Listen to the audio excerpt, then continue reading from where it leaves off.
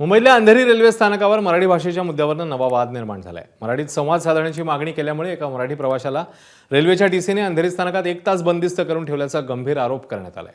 या घटनेमुळे पुन्हा एकदा रेल्वे प्रशासनावर मराठी भाषिकांबाबत भेदभाव केल्याचा आरोप केला जातोय। तर या प्रकरणाची माहिती मिळताच मराठी एकीकरण समितीने आक्रमक भूमिका घेतली आहे। संबंधित प्रवाशाच्या सुटकेकरता आरपीएफ कार्यालयात धडक देण्यात आली। मात्र संबंधित रेल्वेच्या टीसी विरोधात काय पावलं उचलणार याकडे आता सगळ्यांचंच लक्ष आहे।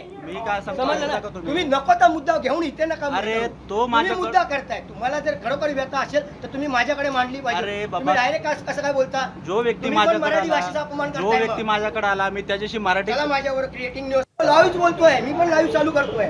तुम्ही तुमचं इंग्लिश मध्ये व्हॉट्सअप का वापरता? तुम्हाला अभिमान आहे मराठीचा? मी फक्त तुमच्यासमोर बाराखडी पुरी अ आ इ उ ए ऐ ओ ग ग ग ग ग ग ग ग त ध ध न प प ब ब म य र ल व श मी तुम्हाला त्याचा काय सांगता? माझ्याशी बोला ना, मी मराठी आहे। ते व्यक्ती